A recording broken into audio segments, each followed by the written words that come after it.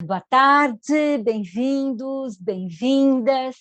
Este é o aulão 2 de uma série que está sendo produzida pelo Labicidade, como vocês vão ver, com apoio de muitos e muitas parceiras, e que, durante essa série de aulões, o objetivo principal é procurar aprofundar uma compreensão crítica sobre a legislação urbanística de São Paulo, que está, sobretudo, aquelas que estão na pauta agora, na Câmara Municipal, né? Intervenções urbanas, projetos urbanos e políticas urbanas que estão na pauta da Câmara Municipal. E agora, esse segundo aulão, nós vamos trabalhar sobre um conjunto de instrumentos urbanísticos que estão, nesse momento, em discussão e estão em operação também na cidade, que tem como uma das características assim, absolutamente centrais dele, por isso que nós estamos tratando tudo isso junto, num bolão só, é o fato de serem implementados através de parcerias público-privadas, né? Nós vamos trabalhar, então, esse tema, genericamente as parcerias público-privadas, pegando desde o comecinho dessa história com operações urbanas até chegar nos PIUs e nas PPPs, que é o momento agora. Nós estamos falando aqui, vamos abordar aqui um longo trajeto de experimentação que aconteceu e está acontecendo na cidade de São Paulo, de parcerias para a implementação de projetos de transformação urbana. E um elemento comum entre todos eles é que, como a gente já viu no aulão 1, o plano diretor, o zoneamento da cidade, ele define claramente qual que é o destino de cada pedaço da cidade, né? Então ele vai falar aonde que vai verticalizar, aonde que não vai verticalizar, aonde que é para preservação ambiental, aonde é só uso residencial, então ele vai trabalhar com as formas de ocupação e os usos. Mas no próprio plano diretor, como a gente já viu, tem buracos dentro disso, áreas que não estão completamente definidas e que, sobretudo, deixaram para ser definidas posteriormente através de projetos específicos. Ou, se a gente pensar na história, antes mesmo desse plano diretor, a gente tem experiências desde os anos 90 de que tem áreas onde tem a regra e lá, só naquela área, você vai estabelecer novas regras. E vai estabelecer novas regras vinculadas a um programa de transformação urbanístico da área especial, que vai ser implementado, e essa é a experiência concreta nossa desde os anos 90, em parceria com o setor privado, especialmente o setor imobiliário, o setor de incorporação imobiliária. Então, vamos colocar aqui, por favor, na tela, a nossa linha do tempo, porque com essa linha do tempo, vocês vão ver, olha, aqui embaixo, a gente vai vendo as gestões, desde o Jânio Quadros até chegar na gestão atual, Bruno Covas, tá? Então, a gente vai ter as operações urbanas, é um processo que começa nas operações urbanas, olha aí, operação urbana Anhangabaú, né? Ainda na gestão da ex-prefeita Luísa Erundina, né? Vai se transformando, e nós vamos voltar várias vezes para esse quadro para entender isso melhor, e mesmo já no Jânio Quadros, já teve o primórdio da ideia de operação urbana, que é assim, a operação interligada, mas que não é vinculada a um projeto de transformação urbanística. Então, a gente começa aqui na operação Anhangabaú, né? O que está assoreadinho é quando começa, anuncia, começa a modelar, e o que está linha cheia é quando já está aprovado em lei e já está andando. Até chegar, vocês estão vendo aqui, né, na na administração aqui, Dória, Covas, um monte de pio, pio, pio, pio, pio, pio, pio. Bom, então, é esse caminho que vai chegando aqui, passando, inclusive, pela concessão urbanística Nova Luz. Então, se a gente for começar desde do começo dessa história, né, desde os anos 90, vamos lembrar da implementação contraditória, combinada, né, da agenda de reforma urbana com a pauta do urbanismo neoliberal dentro da tradição, né, do planejamento tecnocrático, regulatório, você começa a ter uma pauta, né, de desregulamentação, que um pouco a ideia é sair da rigidez, né, pode sair do PowerPoint um minutinho, sair da rigidez do zoneamento, que já define tudo como vai ser e não permite uma flexibilidade, né, junto já com uma pauta de que não tem recurso no poder público para pagar os projetos, para pagar as transformações, então vamos utilizar recursos privados e atrair recursos privados, né? Então vamos usar recursos privados inicialmente, como vocês vão ver, para poder financiar e pagar grandes obras que têm a ver com a abertura de frentes de expansão imobiliária, né? Então, começando pela essa história, que tudo isso a gente vai conversar muito mais, podemos voltar para a imagem. Tudo começou quando Jânio Quadros, prefeito, nós estamos num momento, né, nós estamos nos anos 80, quando já começa uma crise fiscal no nível do Estado nacional, né? Então, todas as grandes empreiteiras, Andrade Gutierrez, Camargo Correia, Mendes Júnior, que eram as que faziam hidrelétrica, estrada, grandes obras nacionais, começam a ir na direção das contratações dos municípios, já que a fonte no governo federal estava absolutamente secando. Então, é no governo Jânio Quadros, né, que ele começa a montar um pacote de grandes obras viárias, né? Não por acaso, cada obra para uma empreiteira, né?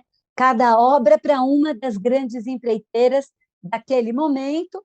Ele inicia as obras, essas obras viárias, e aí, inclusive, incluía Água Espraiada, Túnel do Ibirapuera, o Anhangabaú, o Mini Anel, a Jacopêssego. Ele inicia tudo ao mesmo tempo e termina.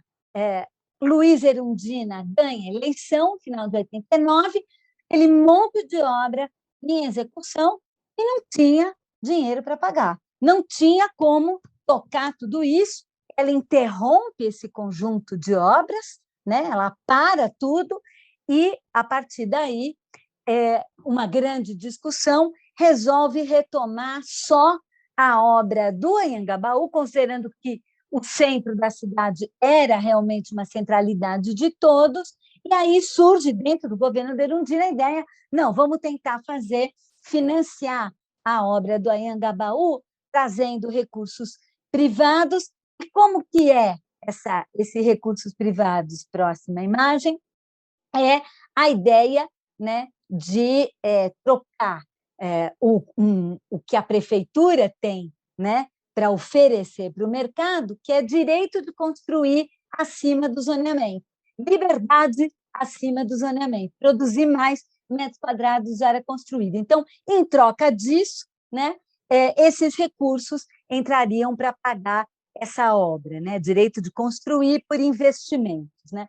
Então, nesse momento, se demarca a primeira operação urbana, que é a Operação Urbana Anhangabaú, lançada ali, então, na própria gestão erundina. Pode seguir para a próxima. Só que é muito importante a gente entender este momento na cidade para entender a lógica do que vem e do que se define como operação urbana a partir daí. Então, eu vou retomar um pouquinho a história de São Paulo, né? Vou falar um pouco sobre a história de São Paulo para que a gente possa retomar, então, essa ideia. Então, vamos lá. Vamos começar com uma pequena história, muito conhecida por muitos, que até no início dos anos 60, anos 70, a Avenida Paulista, né, era o grande polo financeiro, econômico-financeiro da cidade, né? Então, a gente vai ver a paisagem da Paulista, com a construção de torres,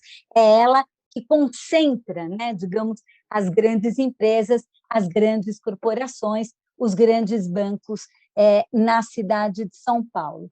Mas, pode seguir para a próxima imagem, a gente já vai começar, ainda nos anos 70, a abrir espaços e novas frentes, numa espécie de migração na direção sul dessas mesmas atividades econômico-financeiras. Então, é importante lembrar que, já ali nos anos 70, se abre a Faria Lima, né? Se abre ali a Rua Funchal também, né?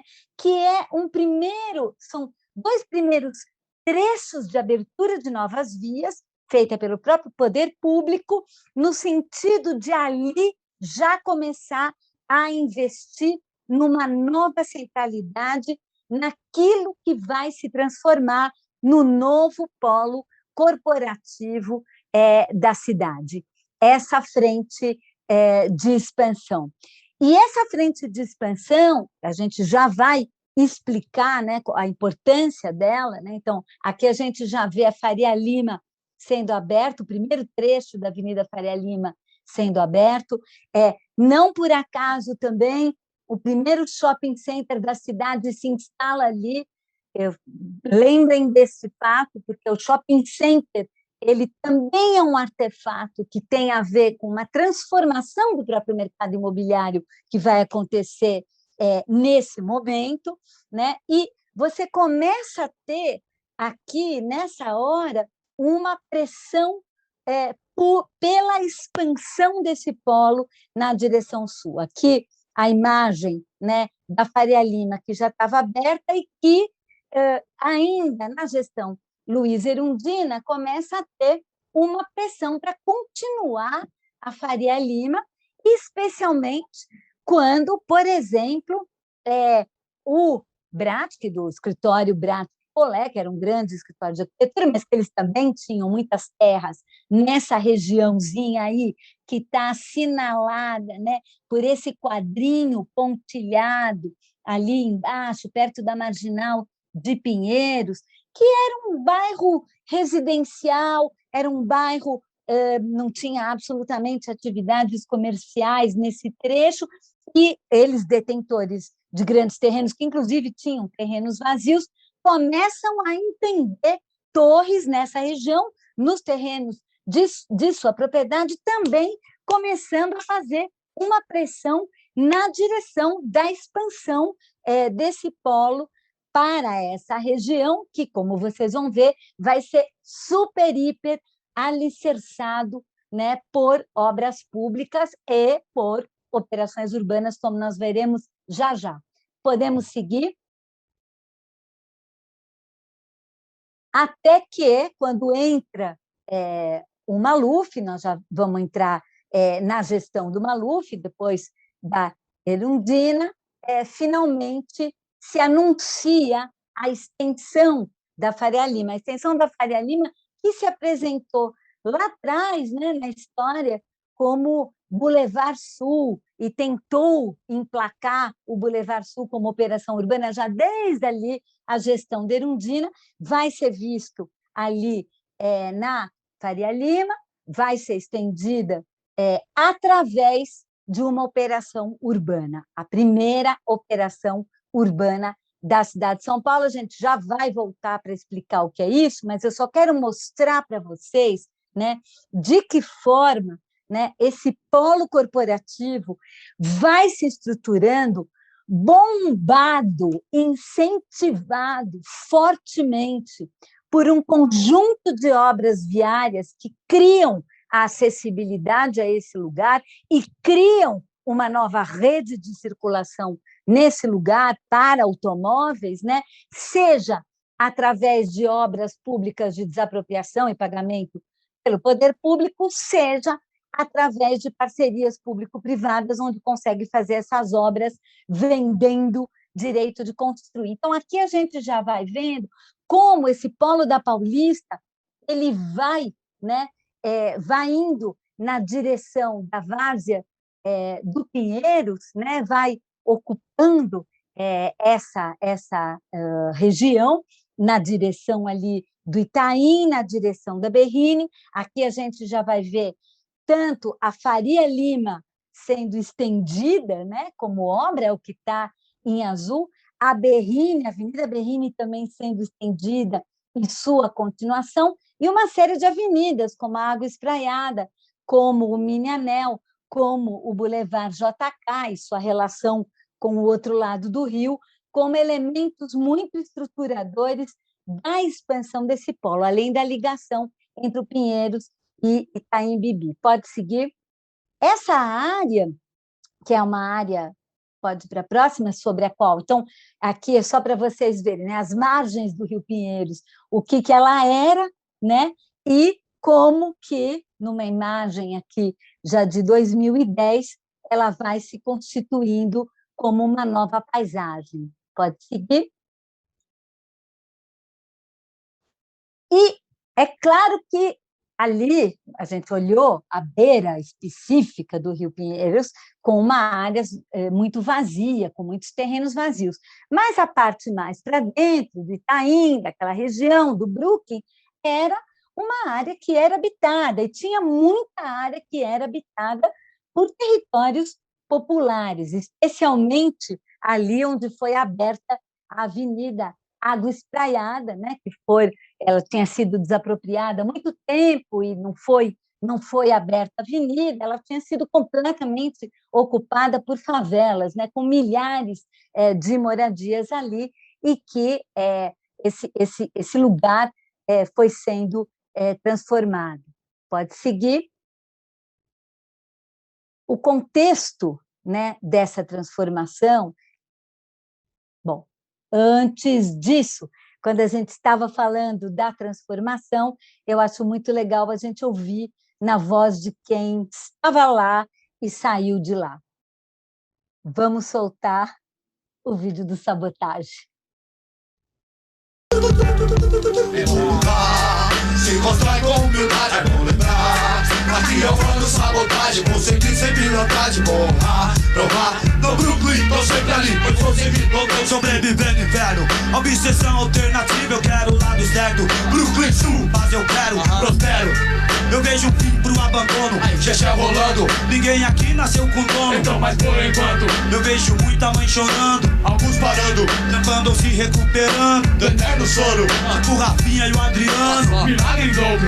O livramento veio pros manos, tem que ter fé aqui. Sim, tem que existir humilde. Só assim, para progredir, enfim, quero juntar 5 anos que protestaram o preconceito daquele jeito. Eu sei que vou traçar os planos, cantar pras filhos manos. Eu não me escondo, eu me emociono, me levantando como deve ser. Lá vem polícia, sai da pista, até na vista, baby. Andar de monte, a chave, a cara é perdeu sem mente. Longe da queda em 2 pentes, a quem não precisa entende. Sonic, Ciclone, age ou liste resistente. Brooklyn Sul, não, o sobrevivente age, age, age. Seu sabotagem, um bom lugar, lugar, lugar, lugar, lugar, um bom lugar, ha, ha, ha, ha, ha. Um bom lugar, lugar, ha, ha, ha, ha. Agora eu queria só explicar um pouquinho o contexto em que isso está acontecendo na cidade. Por que, de repente, tem um polo corporativo? Por que essa pressão para constituir esse polo corporativo? Nós estamos falando num momento importante de transformação, de reestruturação produtiva. É um momento de reestruturação produtiva global. Nós estamos transitando, né, do modelo industrial, onde o capital industrial é dominante, para um modelo completamente diferente no âmbito da globalização, que vai implicar uma desindustrialização, inclusive, da cidade de São Paulo, uma migração das indústrias, uma transformação dos processos produtivos que ficaram, que são processos produtivos online, just in time, que não usam mais grandes armazéns, né, de estocagem de matéria-prima, que são muito mais flexíveis e que saem também e abandonam, portanto, o território enorme que eles ocupavam na sua cidade.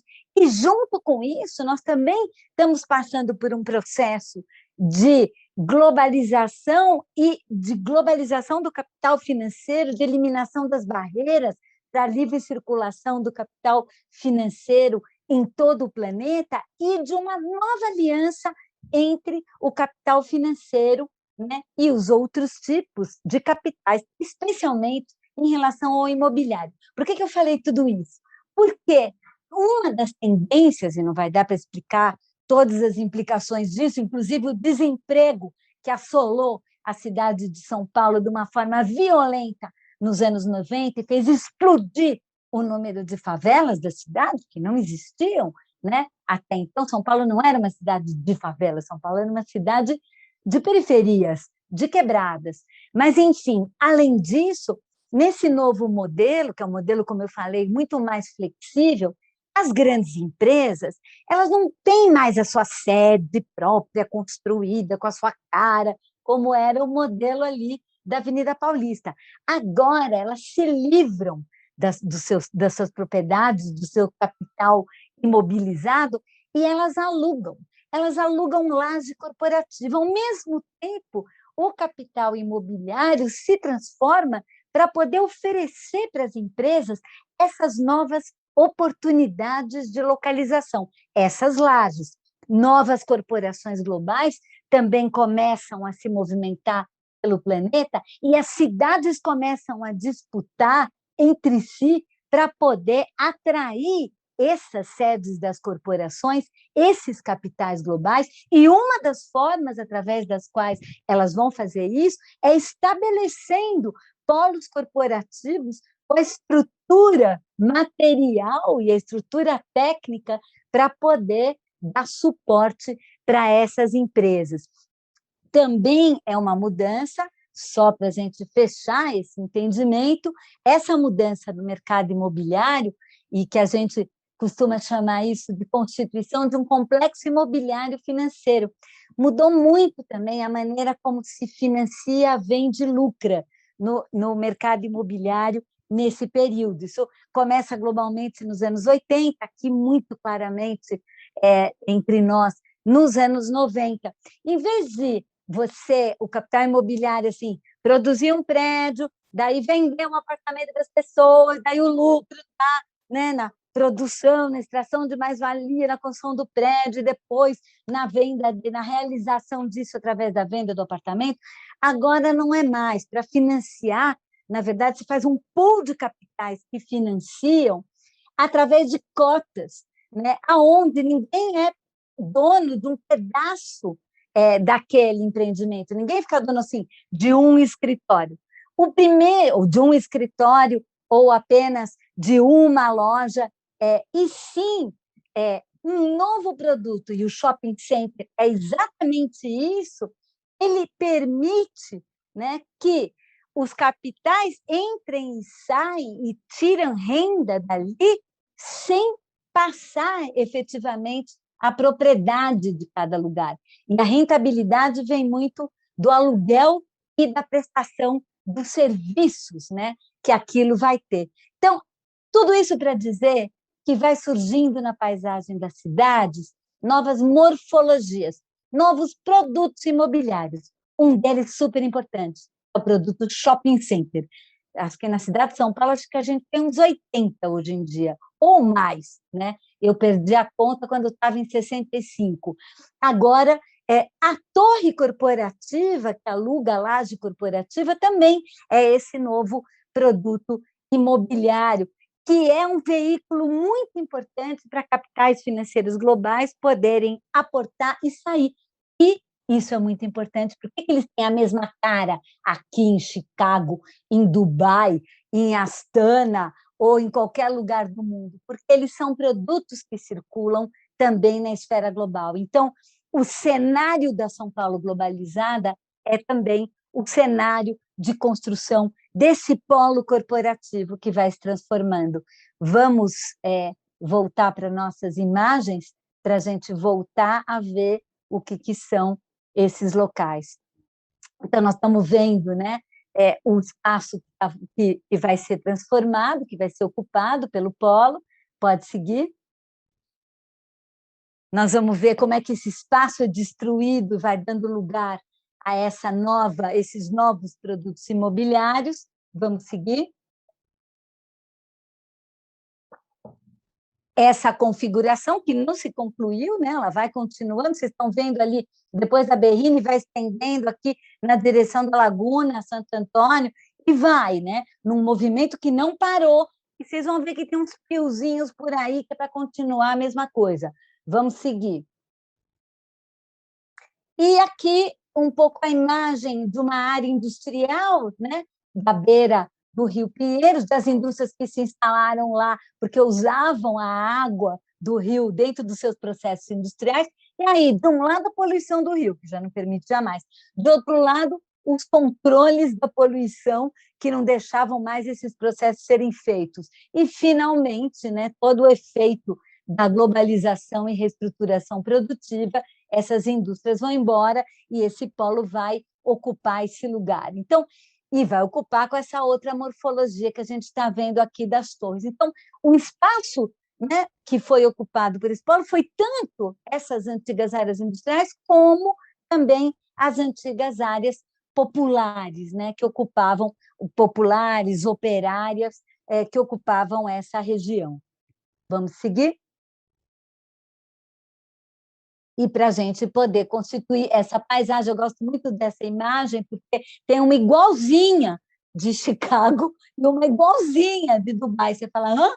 Estou aonde? Né? E não é por acaso que é exatamente essa paisagem que está presente ali. Pode seguir? Bom, chegamos finalmente, nossa, essa conversa toda, o que isso tem a ver com operação urbana? Bom, agora eu fui mostrando para vocês, passo a passo, como esse polo corporativo foi se estendendo e foi se constituindo, descendo a Paulista, Faria Lima, né, Berrini, Marginal de Pinheiros. Agora, olha aonde estão as operações urbanas ali. Operação Urbana Faria Lima, Operação Urbana Água Espraiada, são justamente operações que ajudaram a viabilizar essa constituição e essa expansão desse modo. Pode seguir? O que é operação urbana? Então, vamos lá, definição bem simples. Tem uma lei específica de cada operação urbana, que define, ela começou a chamar consorciada depois do Estatuto da Cidade, mas é a mesma coisa, ela define a área de intervenção, define o perímetro, né, as quadras, define quais são os parâmetros urbanísticos que vão poder mudar lá dentro e define qual é o programa de obras que vai rolar lá dentro. E para financiar esse programa de obras, a operação vende potencial construtivo adicional. Então, fala, olha, aqui que o potencial é X, vai ser 3X. E quem está interessado em comprar esse potencial a mais para o seu empreendimento, a prefeitura vende, o dinheiro entra numa conta segregada só daquela operação para ser aplicada no programa de intervenções. Pode seguir? E aí que a gente, então, começa na história, né, da Operação Urbana Faria Lima, aqui em 95, ela vai ser aprovada. Na sequência dela, a Operação Urbana Água Branca, que, na verdade, é a Barra Funda, né, a Operação Urbana Centro, em 97, né, que na verdade, substitui a Operação Urbana Anhangabaú, que é aquela primeira que eu falei, né, elas vão começar a ser implementadas. Pode seguir?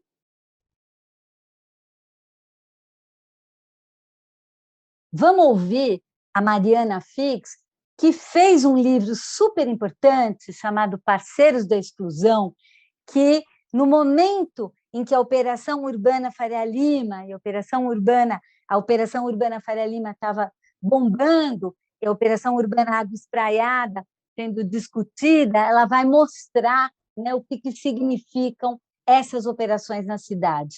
Vamos ouvir o depoimento dela. O livro Parceiros da Exclusão é resultado de uma pesquisa na qual pude acompanhar bem de perto 2 operações urbanas e a região da qual elas fazem parte, que era na época noticiada como essa outra cidade que nascia ali na região da Berrini e da Faria Lima, na cidade de São Paulo. A Faria Lima, uma operação que eu comecei a acompanhar em 93, quando foram anunciadas as obras, se constituíram 2 movimentos de resistência e acabou virando o tema num trabalho de conclusão de curso. A minha orientadora, a professora Emília Aricato, sugeriu que eu incluísse também a outra operação urbana, a Água Espraiada, ali na mesma região, na pesquisa. Contrastou logo de cara o volume de informações e como era noticiada na televisão, no jornal, a Faria Lima, e como tinha muito menos informações sobre a Água Espraiada, eu tentei conseguir na prefeitura, acabei buscar lá no barracão da empreiteira, tentar conversar com a coordenadora do que eles chamavam remoção, que era, na verdade, a expulsão que estava em curso dos moradores de diversas das favelas ali da região da Água Espraiada, e foi entrando lá para procurá-la que eu acabei encontrando antes moradores das favelas que começaram a me dar a visão deles do que estava acontecendo, e é muito disso que está registrado no livro. Nesse processo, eu fui constituindo uma visão crítica em relação ao instrumento de operação urbana, que foi me parecendo muito diferente, muito distante daquela fórmula mágica que tinha sido apresentada, como uma espécie de tábua de salvação para resolver o problema da crise do financiamento das cidades. O processo era bem diferente daquilo, isso eu também discuto no livro, e termino mostrando o destino da maior parte dos moradores da Água Espraiada, que foi morar em outras favelas, boa parte das quais na região de proteção ambiental, na beira das represas Billings e Guarapiranga. E, portanto, entendo aquilo ali como uma espécie de outra face daquela nova cidade, uma outra face de um outro lado de um mesmo processo, um processo desigual de produção do espaço urbano, na qual a operação urbana acaba funcionando mais como um elemento de reforçar esse ciclo vicioso da concentração de investimentos numa mesma região, aprofundando a desigualdade socioespacial. Seguindo, a partir desse depoimento da Mariana, a gente continua um pouco a história das operações urbanas, porque eu mostrei para vocês como é que foi a primeira fórmula, né, de operação urbana. O empreendedor queria construir uma coisa com um potencial maior, ele apresentava o projeto, pagava para a prefeitura, né, os metros quadrados adicionais de construção, ia para aquela conta e fazia a obra. A partir da aprovação do Estatuto da Cidade, que foi em 2001, e aí a gente já está entrando em São Paulo em 2002, na gestão da Marta Suplicy, vai mudar o modelo de financiamento da operação urbana, né? Ele já fica financiarizado. Qual é a ideia? É a ideia do CEPAC, Certificado de Potencial Adicional de Construção. O que é isso? O CEPAC é um título financeiro aprovado na Câmara de Valores Imobiliários. Título financeiro, papel financeiro, que nem tem outros papéis, né? Como certificado de recebíveis imobiliários, letras, enfim, é um título financeiro que alguém compra, investe, vende para outro, vende para outro, vende para outro, é assim, e ele pode ser transformado em metros quadrados adicionais de construção dentro da operação. Então, a Faria Lima, por exemplo, ela é revista, né, a lei de operação, para permitir incluir o CEPAC. E como que faz com o CEPAC? A prefeitura faz um leilão desse CEPAC, né? Quem tá interessado, investidor, compra no mercado de ações, e esse dinheiro entra direto no caixa da operação, na conta segregada da operação, e aí isso é aplicado no programa de intervenções. Uma outra mudança que vai acontecer na Operação Faria Lima entra o CEPAC, na nova, né, na revisão da Faria Lima, e aí mas também entra uma novidade, né, que é a fruto de pressão mesmo ali, da discussão e do escândalo, né, que significou, né, a retirada e a expulsão de tanta gente, a obrigatoriedade de investir 25%, né, do dinheiro das operações em habitação de interesse social. Vamos seguir? É através, né, e é no âmbito dessa operação que a gente vai aí fazer, né, no âmbito dessa revisão da Faria Lima, que o programa de intervenções vai fazer a famosa ponte Roberto Marinho, essa ponte estaiada, e é impressionante, né, como isso foi absolutamente central para definir, inclusive, qual é a nova imagem de São Paulo, quer dizer, como se São Paulo fosse isso. Essa é a cara de São Paulo, a ponto dela ser, né, a imagem de fundo ali dos jornais locais da Globo e aparecer até, né, nas historinhas do Simpson. Pode seguir. Mas, ao mesmo tempo, a gente também tem que lembrar, né, que essa ponte é uma ponte que não passa bicicleta, né? É uma ponte que não passa pedestre. Para quem é essa ponte? De quem é essa ponte? E é uma ponte que também não entra ônibus. Aqui à esquerda é um protesto, né, que aconteceu nessa ponte em função dessas proibições, né, de quem é. Então, a ponte estaiada e essa imagem do polo corporativo deixa muito claro quem é o dono da cidade, para quem é a cidade. Podemos seguir? E a gente vai, isso é bastante importante, já também na gestão da Marta Suplicy, a gente tem a Operação Urbana Água Espraiada. A Operação Urbana Água Espraiada, que já nasce com o CEPAC, vendendo o CEPAC, a avenida, lembra? Já tinha sido limpada, né, de parte das favelas, embora tem gente, né, até hoje ali tentando resistir às remoções, e já tinha né, já tinha sido feita uma limpeza enorme ali nessa região, nessa área, né, da Espraiada, quando uma comunidade, Jardim Edite, resiste a sair, e como essa comunidade era demarcada como zona especial de interesse social, vamos lembrar do aulão 1, quando a gente fala da importância do instrumento das leis, eles começam, inclusive, a judicializar, né, a sua luta, que eles não podiam ser tirados de lá, não podiam ser expulsos para as bordas da cidade, não podiam ser simplesmente excluídos, e lutaram, né, por permanecer no local, e depois de muitos anos, vocês vão ver aqui, do lado direito, um conjunto que foi construído com 240 moradias para as 240 famílias que resistiram bravamente, né, todos esses anos, e esse conjunto habitacional hoje é habitado ali. E esse processo continua, vamos ver aqui na próxima imagem, né, a última favela da região acaba de ser removida, que é a favela Coliseu, justamente ali para a abertura da Rua Laguna, né? Naquele processo que eu mostrei do polo corporativo que continua.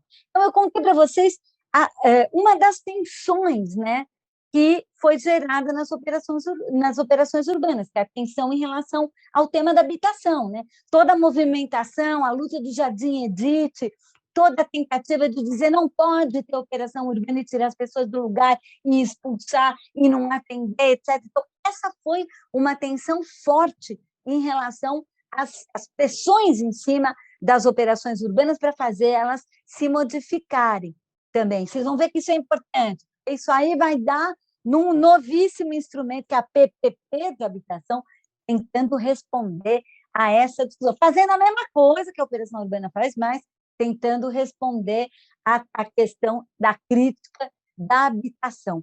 Mas não é só essa tensão. A segunda tensão, que a Mariana até mencionou na fala dela, que é o fato de que você capta dinheiro ali para fazer um investimento ali que valoriza ali, que capta ali que faz investimento ali e valoriza ali. Ou seja, uma cobra mordendo o rabo, né? Não tem nenhum caráter redistributivo.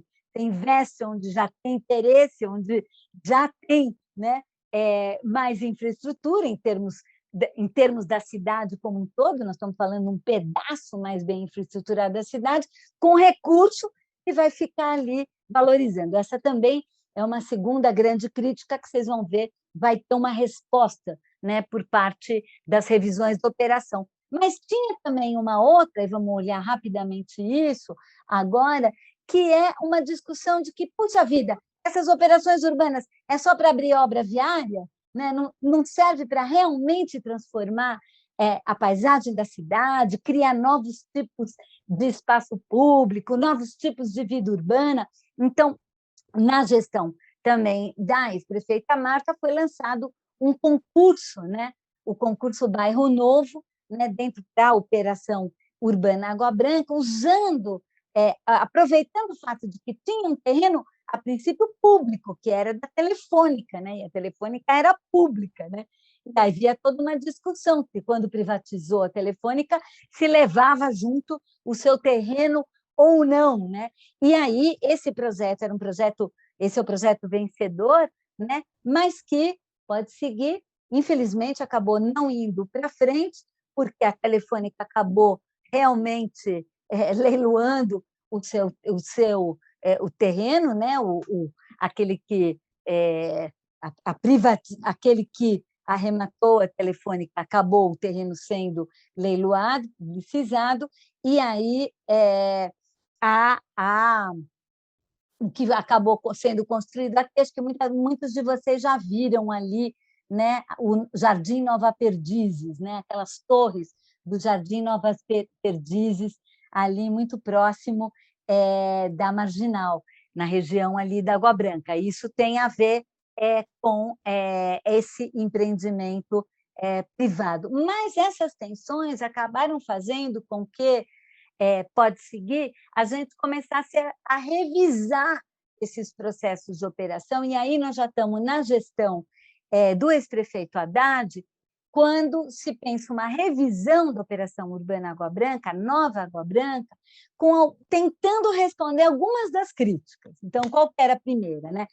Essa Água Branca, dessa vez, ela tem 2 perímetros. Ela tem o perímetro azul, ali pertinho da Marginal do Tietê, que é onde, né, os empreendedores vão querer construir as suas torres, os seus shoppings, os seus artefatos, mas os recursos arrecadados ali não são só para construir ali, eles têm também esse perímetro expandido, ou seja, tem algum nível de redistribuição nesse perímetro expandido. Tinham muitas favelas que foram incluídas para serem urbanizadas, por exemplo, com esse recurso, né?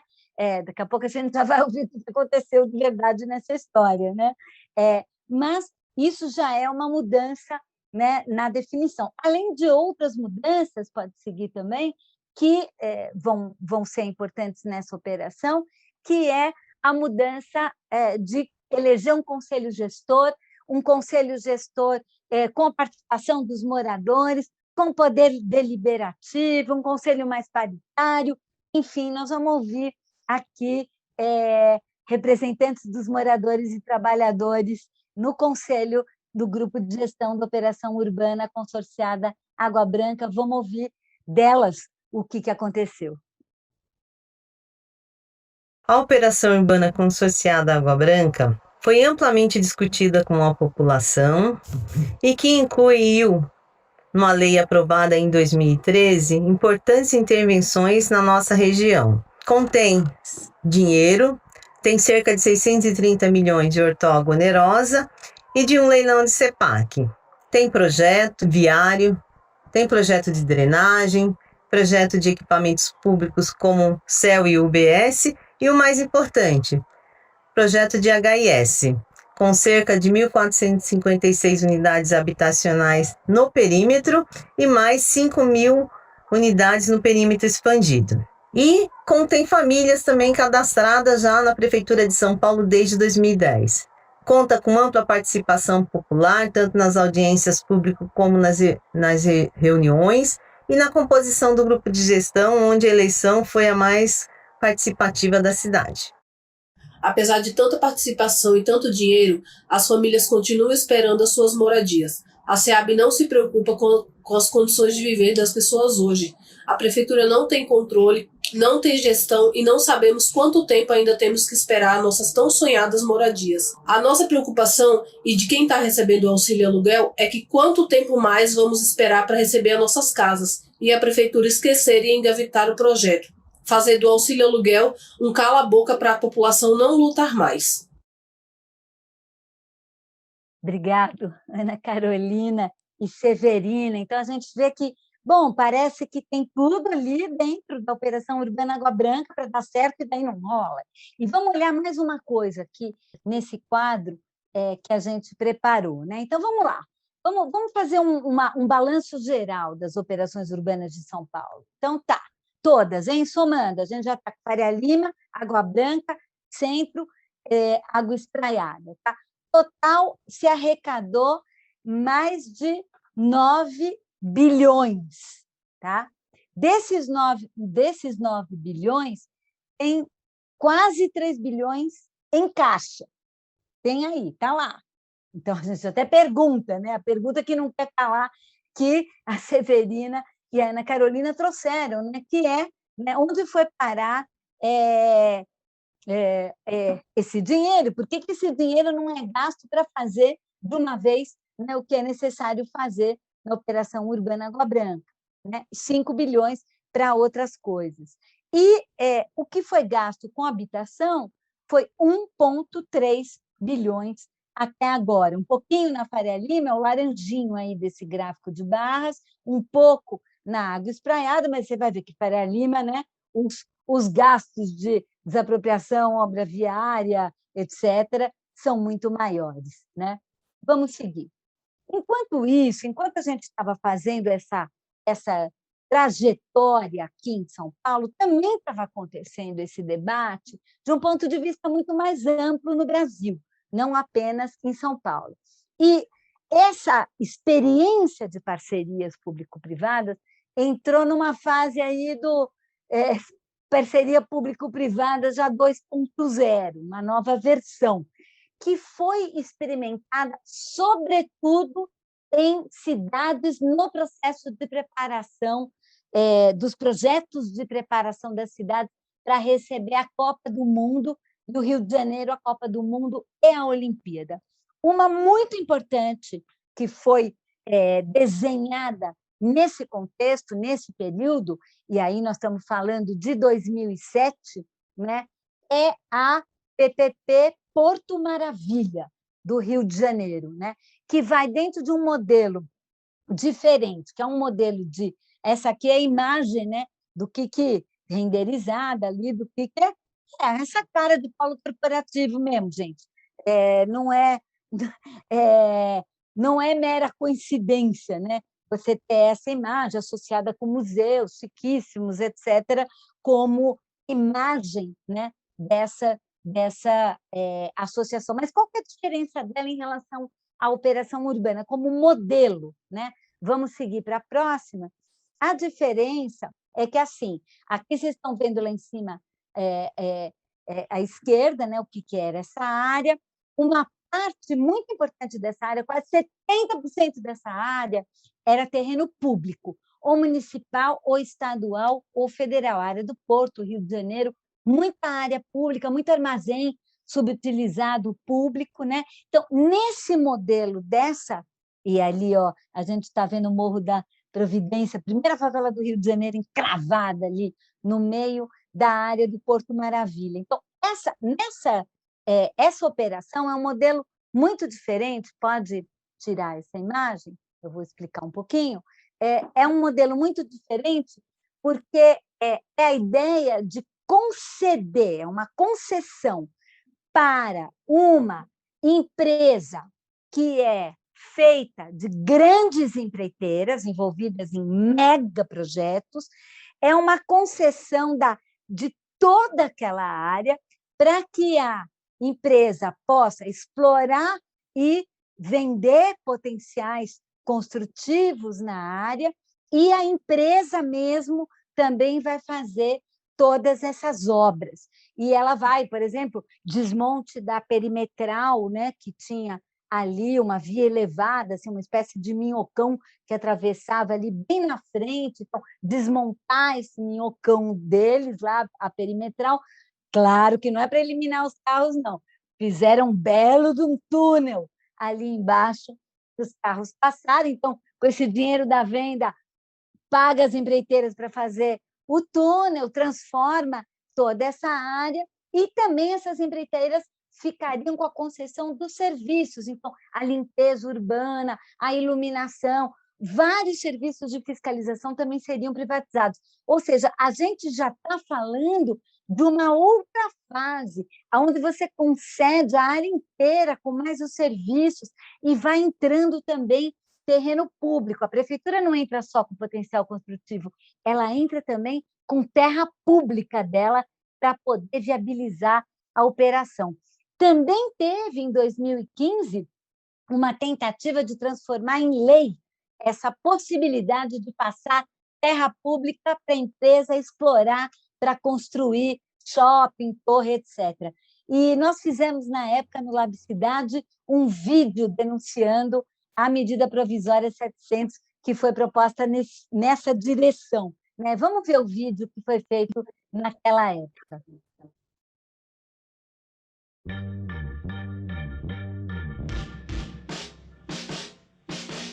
Do que a sua cidade precisa? Creches e escolas, hospitais e postos de saúde, parques e áreas de lazer, transporte público de qualidade. Para construir essas coisas, muitas vezes é necessário desapropriar casas, comércios e outros imóveis privados. Os donos são indenizados, os equipamentos são implementados e toda a cidade se beneficia com isso. Mas já imaginou se você fosse obrigado a deixar a sua casa para dar lugar a hotéis, condomínios de luxo e torres corporativas? É isso que pode acontecer se a medida provisória número 700 for aprovada no Congresso Nacional. Até hoje, só o poder público pode desapropriar, e isso só pode ser feito para implantar obras de interesse público ou social. Mas se a MP 700 virar lei, empresas privadas vão poder fazer desapropriações de imóveis com objetivos que não necessariamente são de interesse público. Além de explorar esses imóveis com empreendimentos privados, elas poderão inclusive vendê-los para outros. Bom, gente, o que a gente está querendo dizer com isso, né, é que a gente vai rumo à privatização das terras públicas, entrando terra pública como um ativo, né? Terra pública por quê? Porque o poder de desapropriar é só público, né? Então, você poder passar esse poder, né, para o privado, e mais, a gente vai tirando o Estado, primeiro, né, da ideia da execução dos serviços, e também, isso também é muito importante, porque vai sendo aprovado também a nível nacional, depois de muitas experiências, várias cidades já aprovando isso, as MIPs, que é Manifestação de Interesse Privado. O que quer dizer isso? O poder público não precisa nem planejar, nem propor um processo de transformação urbanística de uma área. Deixa o privado propor. Então, o privado propõe, olha, quero transformar essa área inteira, tá? Então, meu modelo vai ser assim, vai entrar com isso, vou fazer aquilo, as transformações vai ser essa. Então, a gente está cada vez mais transformando, né, essas ações e a definição do que, aonde, a própria transformação, a execução e entrando também, muitas vezes, a gestão dos serviços. E é essa direção, né, que foi a direção sendo tomada muito pelo Brasil e particularmente em São Paulo. Já vou avisando que eu prometi que ia durar 1 hora essa aula, mas vai durar mais, porque todo mundo reclamou que eu falei depressa demais no aulão 1. Então, agora eu resolvi falar um pouco mais devagar. Então, calma, gente.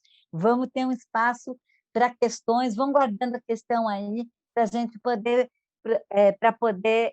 conversar. Aqui em São Paulo, também teve, vamos para a próxima imagem, uma experiência muito importante desse tipo. Foi a proposta da concessão urbanística Nova Luz, né? Para quem lembra desse processo, a gente já vai falar bastante sobre ele, né? A ideia era pegar uma parte ali da Santa Efigênia, né, e fazer com que pudesse entrar, né, na Santa Efigênia, os incorporadores pudessem, eles, desapropriar as pessoas, os donos dos imóveis, juntar, né, os imóveis. Vamos para a próxima imagem aqui, que vai ficar mais clara. Os lotezinhos, assim, ali da Santa Efigênia, né, compridinhos, fininhos e compridinhos, que seriam desapropriados pelo privado para transformar em torres, né, constituindo essa nova paisagem ali na região. E, ao mesmo tempo, os privados teriam a possibilidade de fazer isso, uma empresa, né, era um pouco esse modelo, né, uma empresa poderia fazer isso, e, ao mesmo tempo, ela também seria encarregada de fazer algumas intervenções públicas, novas calçadas, nova iluminação, né? Era essa a proposta, que começou a ser bolada na gestão do Serra, em 2005, que foi lançada em 2010, 2011, na gestão do Kassab, pode seguir, mas que teve uma enorme reação contrária dos comerciantes, né, da própria Santa Efigênia, mas também de movimentos de moradia, né, que exatamente porque tinha umas ex também no meio do caminho, ali da concessão, dentro da área da concessão, essas ex, os moradores dessas ex também se organizaram, né, e, através de uma judicialização, a concessão urbanística foi barrada naquele momento e ela não continuou. Mas, e agora a gente vai entrar numa história muito importante, a luta pelo centro é uma luta que continuou, né?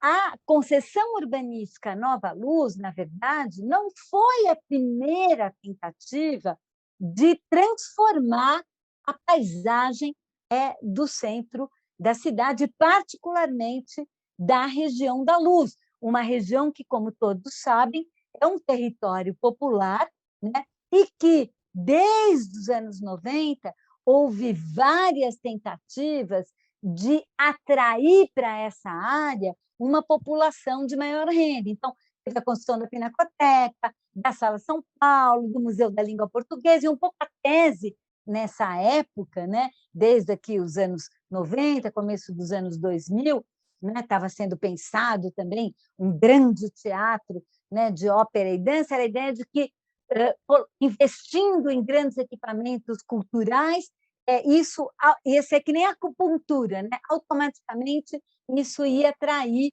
né, setores de mais alta renda para essa região, né? E esse processo ele foi tendo vários momentos, né? Podemos seguir esse momento, né, da construção de conjuntos, depois o projeto de concessão urbanística Nova Luz, que não foi para frente, né? E ali, na medida em que ia se implantando esses projetos, ia se demolindo pedaços inteiros ali de lugares, de casarões antigos, ocupados por pensões, ocupados por cortiços, né? E nessas áreas semi-abandonadas começaram a se concentrar também as pessoas abandonadas. Foram se constituindo um grande polo de população de rua e um grande polo também de uma cena aberta de consumo de álcool e crack. E, em função da existência da cena aberta de consumo de álcool e crack, também já começou a se justificar ali a ideia de uma transformação urbanística que tem que, né, destruir, transformar radicalmente essa região. Nós vamos ver o Pio Rio Branco, pode ir para a próxima, né? Vamos para a próxima. Foi proposto o Pio Rio Branco em 2016. Vamos para a próxima. Em seguida, a mais nova frente, né, ali é a PPP habitacional e a PPP do Hospital Pérola Baiton. Ali, a PPP habitacional é uma parceria público-privada, onde a prefeitura, que desistiu de construir o Teatro de Ópera e Dança, e nesse terreno propôs, né, e construiu disponibilizou, né, através de um processo licitatório para uma empresa construir habitações, dizendo: estou fazendo habitação social. Só que essa habitação social é uma habitação para uma renda maior do que das pessoas que moram ali, né? Tem vários trabalhos muito legais que mostram, né, todo esse processo, e aqui a PPP do Hospital Pérola Baita também removeu muita gente, e que, pasme, né, eram ZEIs e ZEIs que não incorporaram no seu projeto, né, soluções habitacionais adequadas para a população que mora ali. Vamos ouvir? Pode seguir? Vamos ouvir o Dito, nosso querido Dito, Benedito Roberto Barbosa, sobre esse processo de disputa na região da Luz. Olá, eu sou o Dito, advogado popular, né? Um abraço a todos e todas e todes, né? Estamos há muito tempo, né, acompanhando aquela situação ali na região da Luz e Campos Elíseos, né? Primeiro no ano de 2010, quando o então prefeito Gilberto Kassab tentou implantar ali o projeto Nova Luz, e houve toda uma resistência, uma luta, né, para impedir a implantação desse projeto que removeria, né, e acabaria com o emprego de milhares de pessoas na região da Santa Efigênia e da Luz, e também removeria, né, milhares de famílias daquela região, né? E depois, agora em 2017, mais uma tentativa agora então do prefeito João Dória, né, dizendo que iria acabar com a Cracolândia, né, fazendo então uma ação autoritária, né, derrubando inclusive paredes de uma pensão em cima de moradores, né, e depois, né, com o avanço da implantação também das parcerias público-privadas naquela região, né, a PPP, né, do Hospital Pérola Baita, né, que removeu dezenas de famílias na quadra 36, e depois a implantação também, né, da extensão do projeto da PPP da moradia, da CDHU, na região ali das quadras 37 e 38, né? Nossa luta foi pela implantação do Conselho Gestor, que lutou e tem lutado e tentado resistir para garantir, né, o mínimo de dignidade para as famílias, a garantia de um mínimo de diálogo em relação ao projeto. Apresentamos, inclusive, né, a partir de uma articulação, né, com diversas entidades no Fórum Mundaréu da Luz, de um projeto alternativo, né, para aquela região, que pudesse dialogar com o território, dialogar com as comunidades, mas infelizmente a prefeitura atropelou esse projeto, né, e tem atropelado também o Conselho Gestor. Mas nós temos resistido, né, com ações junto à Defensoria Pública, junto ao Ministério Público, com mobilizações no território para resistir às tentativas de remoção e de despejo, né, e da implantação desse projeto autoritário da parceria público-privada. Estamos resistindo, estamos lutando, né, mas não tem sido fácil, porque a prefeitura tem atropelado, né, todas as iniciativas de diálogo e todas as tentativas de viabilizar um projeto que de fato atenda o interesse das famílias e dos moradores naquela região. Continuaremos resistindo para implantar um projeto que dialogue, né, com a vida e com o território. Vamos seguir. Aqui a gente vai ver na próxima imagem. Opa!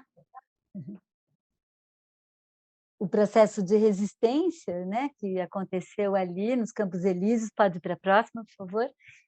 E também uma imagem do que o projeto Campos Elíseos Vivo, né, propunha para o território, preservando, né, o seu tecido patrimonial, respeitando o seu tecido patrimonial e propondo moradia para quem está lá em melhor condição, inclusive moradia associada a serviços de saúde mental e cuidado para quem está envolvido, né, no consumo e na dependência química do álcool e do crack. Mas isso tudo que a gente está colocando aqui, infelizmente, quer dizer, por que não se monta um processo como esse? Porque a PPP, na verdade, ela deriva, o que vai ser feito lá, pode tirar essa imagem, ela deriva do que vai ser feito lá, ela dá conta que tem que fechar, quer dizer, quanto que o investidor vai pôr, qual a expectativa dele de ganhar ao longo do tempo, né? E é dali que vai sair qual é o modelo de ocupação do território. Então, acaba tendo pouco ou nada né, de habitação para quem precisa, e acaba tendo habitação, serviços e comércio para uma renda muito mais alta, né? Isso que é uma grande questão. Agora, vamos terminar essa aula entrando muito mais no PIO. Por quê?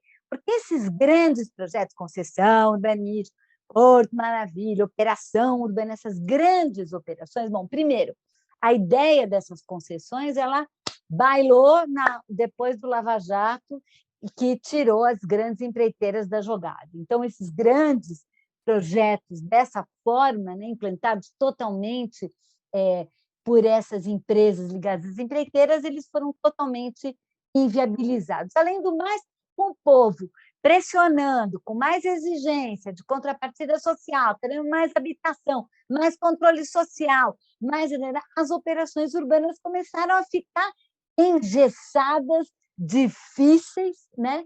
Além do mais, vamos para a próxima, as tentativas de fazer operação urbana, né, em áreas fora dali, aí eu já peço desculpa aqui para o povo da Vila Sônia, que eu não falei de todas as operações urbanas. Por que você só falou das operações urbanas ali do Polo Corporativo Sul e um pouco ali da Água Branca? Porque, na verdade, as outras operações urbanas, como diz no linguajar, não rodaram, né?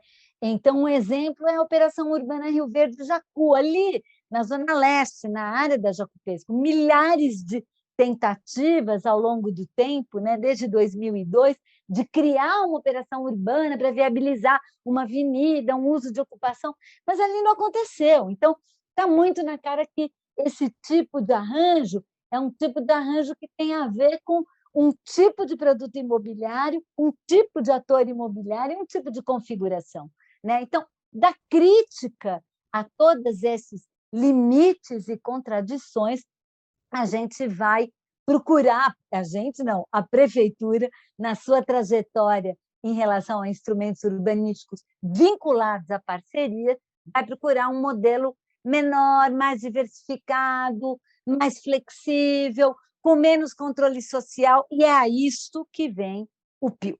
Então, vamos lá. Vou lembrar lá do aula 1, lembra que quando a gente mostrou, né, todas as áreas definidas pelo plano diretor, a gente mostrou que tinha uma macrozona de estruturação metropolitana, que é toda essa área vermelha que está manchada ali, que está ao longo da Marginal Tietê, ao longo da Marginal do Pinheiros, ao longo aí do Tamanduateí, sim, na Jacupesco, uma vez mais, né? Essa área toda ficou definida pelo plano para projetos posteriores, né? Junto com isso, o que vai acontecer? Depois do plano diretor, aí a gente já está entrando na gestão do Dória, ele começa a lançar a ideia, né, de fazer, vocês devem lembrar, a concessão de vários terminais e de associar, junto com a concessão dos terminais, um perímetro ali em volta para quem explorasse o terminal também poder explorar potencial construtivo e empreendimentos imobiliários ao redor. Então, a ideia, né, de lançar um PIU, Plano de Intervenção Urbanística, né, projeto de intervenção urbanística, isso ficou definido no plano diretor, que aquela área anteriormente ela ia acontecer, a transformação dela, via projetos de intervenção urbanística.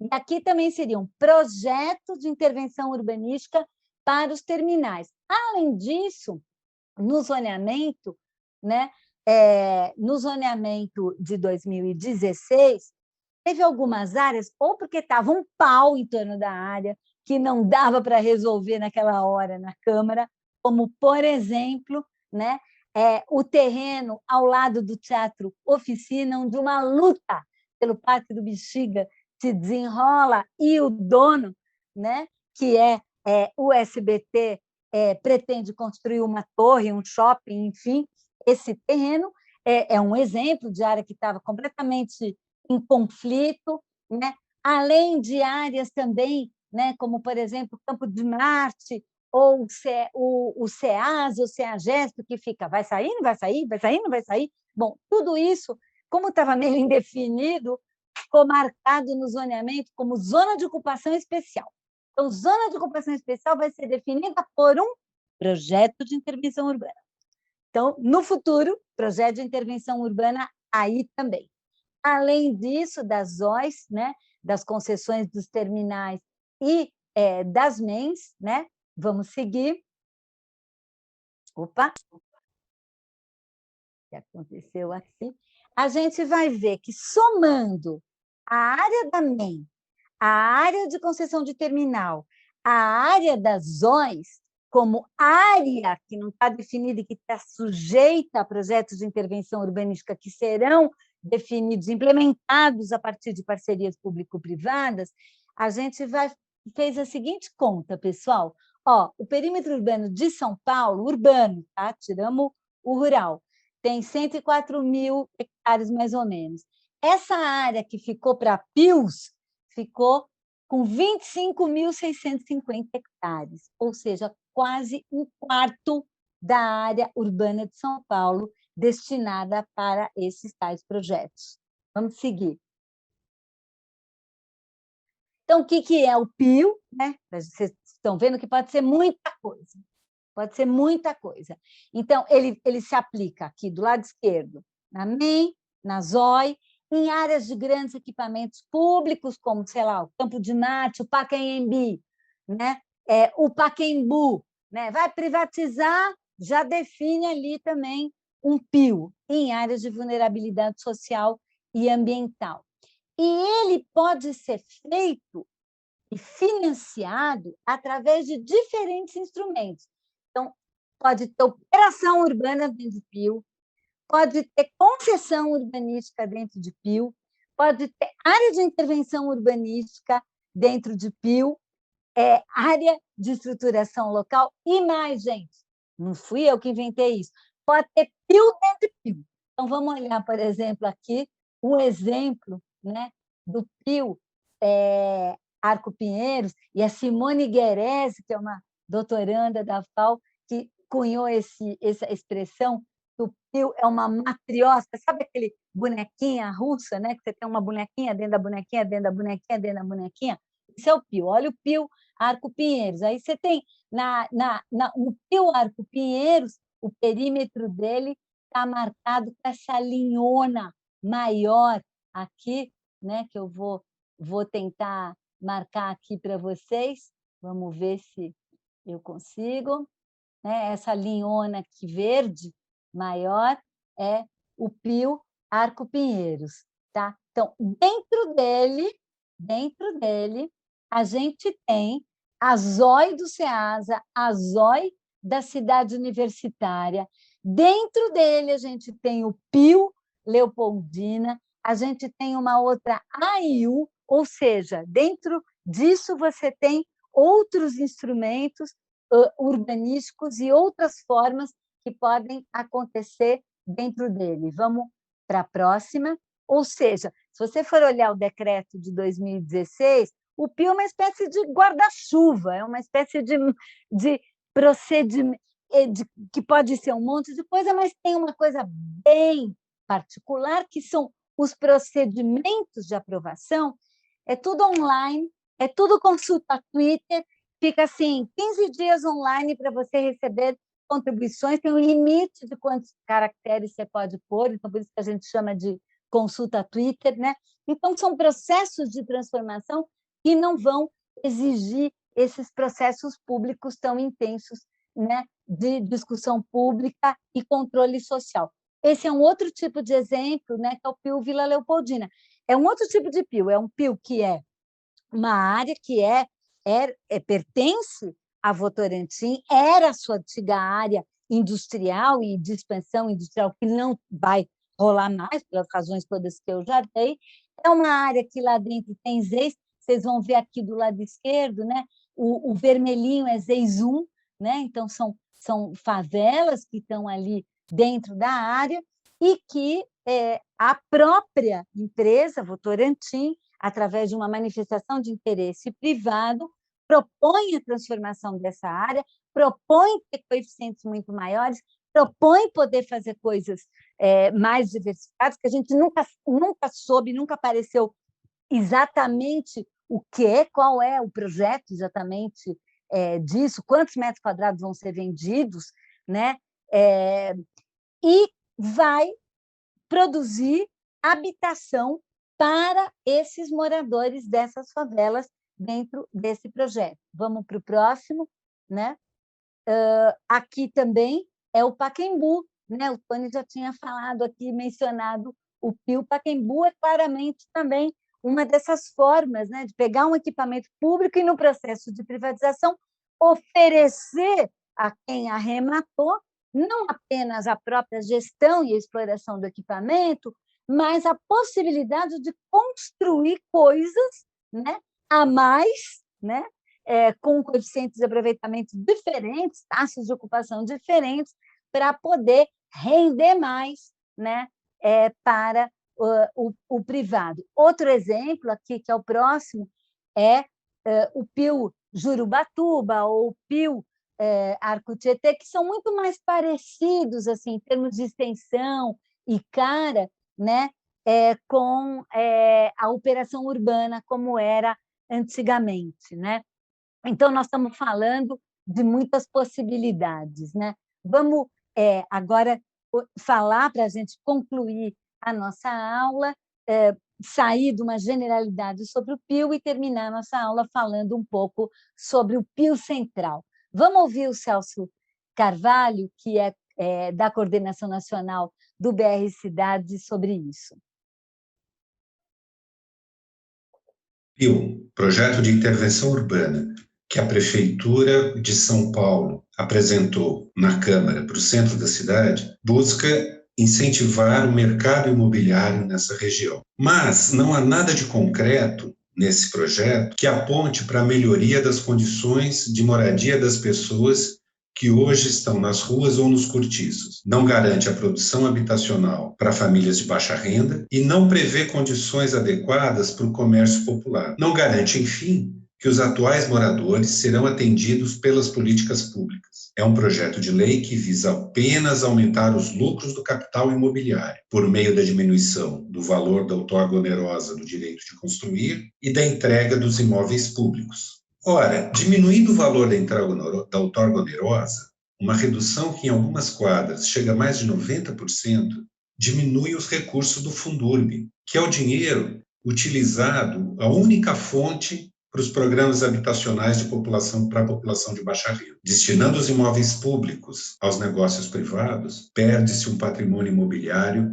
necessário para construir novos conjuntos habitacionais e equipamentos sociais na região. Os lucros do capital imobiliário aumentarão, mas os moradores atuais serão expulsos, a desigualdade aumentará e os conflitos urbanos se acirrarão. Tudo o contrário do que é necessário para construir uma cidade mais justa, mais harmônica e melhor para se viver. Vamos lá, continuando, então, um breve mergulho aqui no Pio Central para um pouco mostrar aquilo que a gente está querendo dizer. Na verdade, o projeto, né, do Pio Central não parte das necessidades de quem está lá, das necessidades urgentes de intervenção de quem está lá. Ele parte, né, ele faz vocês estão vendo aqui a abrangência territorial dele, então ele pega não só Serra República, como Santa Cecília, Bom Retiro, Pari, Belém, Brás, né? E tem um perímetro expandido também, que é Liberdade e Bela Vista ali. Pode seguir. Basicamente, a proposta dele, né, é uma proposta, as intervenções vão ser algumas aberturas de via, vocês estão vendo a abertura de uma via ali paralela à marginal do Tietê, lá no norte, né? Vocês estão vendo aqui também melhoramentos em algumas vias, né? Ajardinamentos, arborização, isso é basicamente o programa de ciclovias, programas de intervenções, eu diria, intervenções muito pequenas, sutis, enfim. E, ao mesmo tempo, pode seguir em áreas, né? O que naquela avenida, pode ir para o anterior, por favor, naquela avenida nova, né? É a ideia de abrir um eixo estratégico de apoio urbano sul, né? Atraindo construções ali para aquela região, né? E pode seguir nos terrenos públicos que tem na região, né? Desenhando projetos específicos ali de construção de habitações e comércio, né? Mas não necessariamente, e é isso que é muito importante entender, essas habitações e esses comércios são para quem está ali no centro, vivendo ou de uma forma precária, ou trabalhando, ou para fazer as suas atividades. Vamos seguir? E para a gente entender um pouco o porquê, quais são as motivações, nós fizemos aqui, dentro do perímetro do Pio Central, a equipe do Labicidade localizou cortiços e pensões numa base de dados, né? Pois é, o Canindé, favela da Carolina de Jesus, uma das favelas mais antigas da cidade, né? Virando essa frente de expansão Polo-Sul, né? Os cortiços são essas manchinhas vermelhas, que está absolutamente desatualizado, gente, é o que a gente tinha, né? As ex, né? Estão aqui também desenhadinhas, são esses perímetros que não são pretos, né? A gente vê as ex do Moinho, por exemplo, ali, né? Deixa eu pegar aqui a minha flechinha, né? As ex do Moinho colocado ali, né? A gente pode ver as ex ali da região da Luz. Então, o que hoje, né? O território popular que precisa desesperadamente de uma intervenção para melhorar a sua qualidade, as ocupações que precisam dos projetos para poder se manter ali com muito mais qualidade, né? É o que temos lá, pode seguir. E aqui a gente fez um mapa das remoções, que são esses pontinhos vermelhos, das ameaças de remoções e também da concentração de despejo individual, né, que estão acontecendo nos últimos anos aqui nessa região. Então, a gente vê que é um conflito enorme, é uma região de conflito, né, muito claramente essa região central, especialmente, mas aqui na região sul, que ela é mais habitada, é mais densa. E a gente vai entender por que ela é uma região de conflito. Olha a próxima imagem. Esses verdinhos são os empreendimentos com mais de 2.500 metros quadrados lançados entre 2010 e 2017. Né? E aí, em azul, é a PPP do Estado, e em amarelo, os projetos de PPP da Coab. Então, é como se a gente estivesse vendo aqui uma frente imobiliária querendo, né, ir para o centro, e claramente a abertura dessa frente aqui e os incentivos do Pio Central é para que ela possa finalmente entrar e mergulhar no centro da cidade, sem necessariamente atender a essas demandas que a gente tem tão importantes no centro. Para a gente concluir, pode seguir para a próxima. A gente termina com uma animação sobre o que são os pios, para a gente tentar sintetizar isso de uma forma bem simples. Oi, tudo bem? Você sabe o que são projetos de intervenção urbana? Bom, antes de falar disso, a gente tem que lembrar que o plano diretor e zoneamento determinam qual uso um imóvel pode ter e quanto se pode construir em cada terreno. Mas tem lugares onde essas regras não estão determinadas, e será o projeto de intervenção urbana, o PIU, previsto pelo plano diretor de São Paulo, que assumirá essa função. Idealmente, ele foi desenhado como um projeto urbano que vai prever onde abrir ruas, colocar escolas, parques, entre outras intervenções, e dizer como será a gestão e o financiamento dessa transformação. Na prática, parece haver uma desproporção. Como são parcerias público-privadas, a prefeitura tem que oferecer muitos ativos públicos e valorização imobiliária para o mercado se interessar, e o que é produzido pelo PIU parece pouco, ou não atende às necessidades de quem vive na área. Não é à toa que os PIUs acontecem também sobre áreas bem localizadas, mas que estão desvalorizadas. Por isso, até são territórios onde vivem e trabalham os mais pobres. estão perto de onde o mercado já está, e por isso o PIL termina abrindo uma frente imobiliária para os produtos que o mercado produz, que podem ser torres corporativas, shopping center, habitação.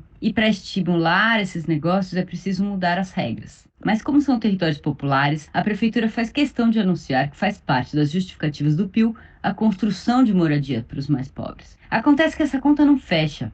É nessa hora que uma urbanista conhecida sempre conta a história do elefante com o espanador no rabo. É que quando ela estava na faculdade, teve uma feira de inutilidades. E os alunos inventaram o espanador, que era um espanador no rabo de um elefante. Ou seja, um verdadeiro trambolho para espanar, o que poderia ser feito com um simples espanador. Traduzindo para o nosso caso aqui, é mais ou menos assim. O PIL, para estimular a parceria com o mercado, exige que o poder público dê terras públicas, dê de graça ou ofereça descontos generosos, tipo um saldão na venda dos direitos de construir, e invista recursos do orçamento municipal, por exemplo, para remunerar o privado para ele gerir os serviços urbanos na área. Tá, mas o mercado imobiliário em troca se compromete a fazer as intervenções, melhorias, gerir os serviços.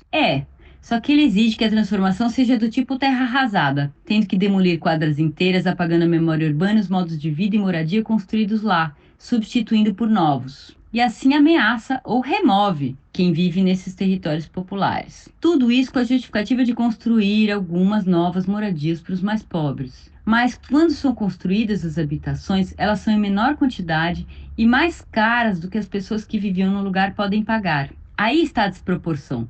Muitos ativos públicos e valorização imobiliária para pouca moradia popular.